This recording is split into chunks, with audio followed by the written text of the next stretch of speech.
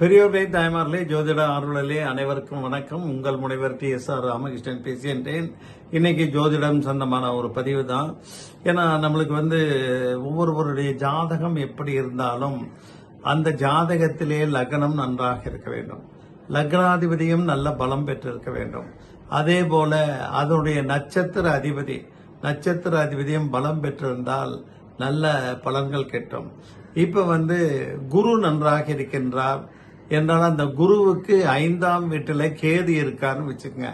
குருவுக்கு 5ல கேது இருந்தார்னா அவங்களுக்கு குழந்தை பெறுவதிலே தாமதம் ஏற்படும், இல்லைன்னா சிக்கல்கள் ஏற்படும்.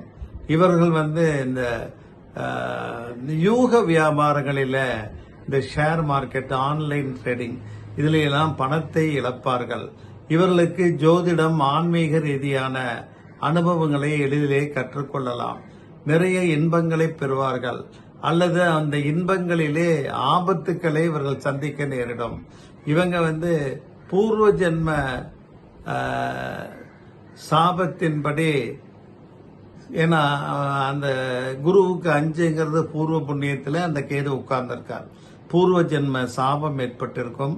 அதை நிவர்த்தி செய்து அதற்குண்டான பரிகார ஹோமங்கள் இல்ல தெய்வ வழிபாடு போன்ற சம்பிரதாயங்களை செய்தால் குழந்தை பிறக்கும். அந்த குழந்தைக்கு 5-6 வயதிலே கண்டம் ஏற்படும். குடும்ப உறுப்பினருக்கு நிறைய பிரச்சனைகள் இருக்கும். அதனால அந்த குடும்ப உறுப்பினர்கள் பக்தியுடனும் ஆன்மீக தொடர்புடனும் இருந்தால் அந்த பிரச்சனைகளிலிருந்து விடுபடலாம். திருமணம் செய்து கொள்கிறார்கள். இவர்களுக்கு 35லிருந்து 45 வயதுக்குள்ள இருக்கக்கூடிய சகோதரன், அவருடைய சகோதரி பாதிக்கப்படுவார். இவர்கள் தாயார் கோபக்காரர்களாக இருப்பார்கள். கூர்மையான நாக்கு, அதாவது வாக்குவாதம், விவாதம் செய்வதிலே ஒரு ஈடுபாட்டை கொண்டவர்களாக இருப்பார்கள். வாழ்க்கை துணைக்கு நண்பர்கள் குறைவாகவே இருப்பார்கள். 5ல கேது இருந்தாங்கன்னா, குருவுக்கு 5ல கேது இருந்தா, அல்லது நண்பர்களே இல்லாமல் தனிமையிலேயே இருப்பவர்களாக இருப்பார்கள். இவங்க நண்பர்கள் இருந்தால் அவர்கள் மூலம் இழப்புகளை சந்திக்க நேரிடும். இந்த பினான்சியல் டிரான்சாக்சன் இல்ல அட்வைஸ், இதுலாம் கொஞ்சம் கவனமா பார்த்து பண்ணணும். அதே மாதிரி 55 வயதிலே ஆன்மீக வாழ்க்கையிலே நுழைவார்கள். தந்தைக்கு அகால மரணம் ஏற்படலாம். அதற்கேற்ப தந்தை ஜாதகம் வலுவில்லாமல் இருக்க வேண்டும். அவருக்கு அந்த கெட்ட தசாபுத்திகள் நடக்க வேண்டும், அப்பொழுதுதான் ஏற்படும். இல்லைன்னா வியாழனுக்கு 5ல குரு இருக்கவங்களுக்கெல்லாம் தந்தைமாருக்கு அகால மரணம் எல்லாம் நம்ம எளிதிலே முடிவு கட்டக்கூடாது. இவர்கள் வெளிநாடு சென்றால் நோய்வாய்ப்படலாம், அல்லது வெளிநாட்டிலே நஷ்டத்தை சந்திக்க நேரலாம்.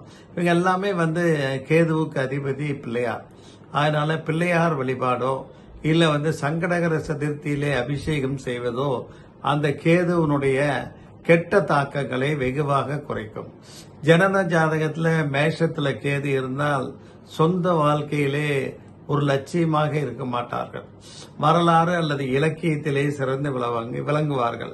ஜனன ஜாதகத்திலே ரிஷபத்துல கேது இருந்தா அரசியல் அல்லது தலைமைத்துவத்தின் மீதான ஆர்வம் காரணமாக குடும்பத்திலே அவ்வளவு பற்று பாசம் ஏற்படாது. ஜனன காலத்திலே மிதுனத்திலே கேது இருந்தால் நல்ல ஆன்மீக பேச்சாளராக இருப்பார், அல்ல பத்திரிகையாளராக இருப்பார். ஜனன ஜாதகத்திலே கடகத்திலே இருந்தால் நீண்ட காலமாக குழந்தைகளை பெறுவதிலே ஒரு பாதிப்பு ஏற்படும், அல்லது ஒரே ஒரு குழந்தையுடன் இருப்பார்கள். ஜனனகால ஜாதகத்திலே சிம்மத்திலே கேது இருந்தால் குழந்தை பெறுவதிலே சிக்கல்கள் இருக்கும், உயர்கல்வி பெறுவார்கள். ஜனன ஜாதகத்திலே கன்னியில இது இருந்ததுன்னா பூர்வீக இன்பங்கள் அல்லது அதிகப்படியான தாம்பத்தியம் காரணமாக நோய்வாய்ப்படலாம். ஜனன ஜாதகத்திலே துலாவில் கேது இருந்தா ஜாதகருடைய கூட்டாளிகளுடன் பிரச்சனைகள் இருக்கும். கூட்டாளிகளால் ஜாதகருக்கு மோசமான விளைவுகள் ஏற்படலாம். ஜனன காலத்திலே ஜாதகத்திலே விருச்சிகத்திலே கேது இருந்தா தண்ணீரிலே கண்டம் ஏற்படும், கவனமாக இருக்க வேண்டும். ஜனன காலத்திலே மகரத்திலே கேது இருந்தால் அவங்களுக்கு சட்டம், நீதிமன்ற வழக்குகளிலே சிக்கல் ஏற்படும். அதே மாதிரி ஜனன காலத்திலே தனுசுல கேது இருந்தால் ஆன்மீக ஈடுபாடு, அரச மரியாதை, பாராட்டுகள் கிடைக்கும். ஜனன காலத்திலே கும்பத்திலே கேது இருந்தால் பங்குதாரராக செயல்படும் ஜாதகரினுடைய நண்பர்களால் ஜாதகருக்கு இன்னல்கள் அல்லது துன்பம் வரலாம். ஜனன காலத்திலே மீனத்திலே கேது இருந்தால் பூர்வீகம் வெளிநாட்டிலே அமையலாம். ஆக கேது அந்த லக்னத்துக்கு எங்க இருக்காருன்னு பாருங்க. இல்ல குருவுக்கு அஞ்சலி இருக்காருன்னா, இல்ல அந்த ஜனனகால கேது இந்த 12 கோள்கள்ல நான் சொன்ன மாதிரி எந்த கோள்கள் இருக்காரோ இந்த மாதிரி பிரச்சனைகள்ல கடுமையான கெடு பிரச்சனைகள் இருக்கக்கூடியவர்கள் அந்த கேதுவுக்கு அதிபதியான பிள்ளையாருக்கு வழிபாடு செய்து கொண்டே இருக்க வேண்டும். சங்கடகர சதுர்த்தியிலே பிள்ளையாருக்கு அபிஷேகம் ஆராதனை பண்ணுவதன் முதல் அந்த ஜாதகருக்கு கேதுவினால் வரக்கூடிய கெடுபலன்கள் குறையும். பொதுவாகவே கேது திசை ஆரம்பிச்சிருச்சுன்னா அந்த 7 வருஷம் கொஞ்சம் உடல் நோய், பிணி இதெல்லாம் வருவதற்கு வாய்ப்புகள் இருக்கு. ஆக அந்த கேது திசை நடக்கக்கூடிய காலகட்டத்தில் நம்ம மருத்துவ ரீதியான ஆய்வு செய்து தேவை இருப்பின் மருத்துவர் ஆலோசனைப்படி மருந்துகள் மாத்திரை சாப்பிட்டு இருக்கணும். அதே போல கவனமாக செயல்பட வேண்டும்.